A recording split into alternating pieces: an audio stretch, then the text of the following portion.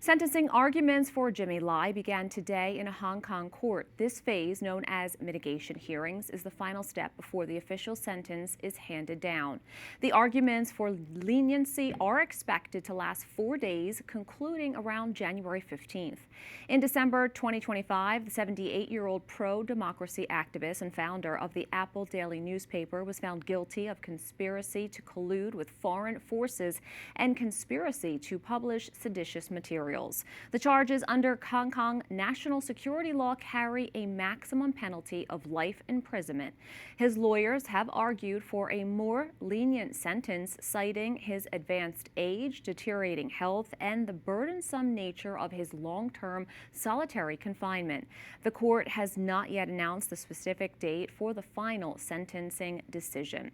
Joining us today is Claire Lai, the daughter of pro-democracy advocate and media mogul Jimmy Lai. Claire has become a prominent international voice for her father as he faces this process in Hong Kong this week.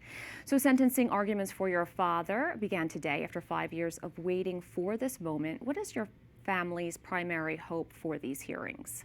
I mean, the hearing today is basically a continuation of my father's deeply unfair trial.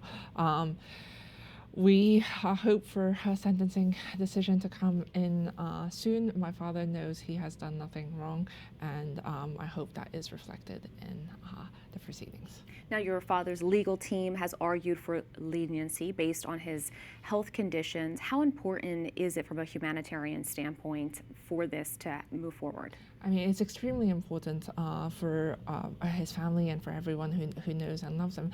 I've on EWTN, I have gone through the litany of health issues that my father is facing, but the one that is, and I fully stand by them, but the one that is the most concerning for us is his heart. He started experiencing heart palpitations earlier this year. Tests have shown that he suffers from a first-degree heart block, which is not normal in someone his age. He has blood disorder, he has enlarged spleen, which had never been the case, and also he has deficiencies in that which protects his red blood cells from damage. And at this point, it is very much about saving his life, and we are very worried.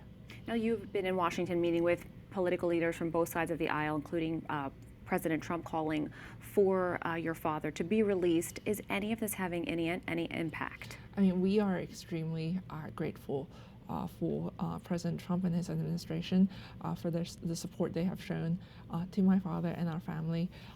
And we have received a lot of support from both sides of the political aisle, and the kindness which they've shown my father has often been extended to us, and we are extremely humbled and grateful for it. And at least where certain things are concerned, like him receiving the Eucharist, I know that international support has made a big difference.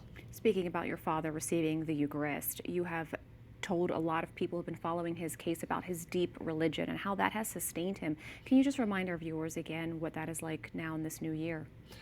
I mean, that is, his physical body is breaking down, but I know that prayers and he reads the gospel every morning. He prays most of the time of the day. I mean, we don't get to visit that much because it's really the allowed visits are about 24 hours a year, and the rest of the time he spends praying and drawing the crucifixion and the Blessed Mother. And I know that it's what protects his mind and his soul, and we are just extremely grateful for his faith. And just on the issue of the Eucharist, I know the government has said that he receives it regularly. We have said that he receives it extremely intermittently. To be precise, he receives it he received it in the last 2.5 years, a total of 11 times. As Catholics, that is not acceptable. I mean, we should at least receive it 52 times a year. Claire Lai, please know our continued prayers for you and your family. Thank you so much for your time today. Thank you.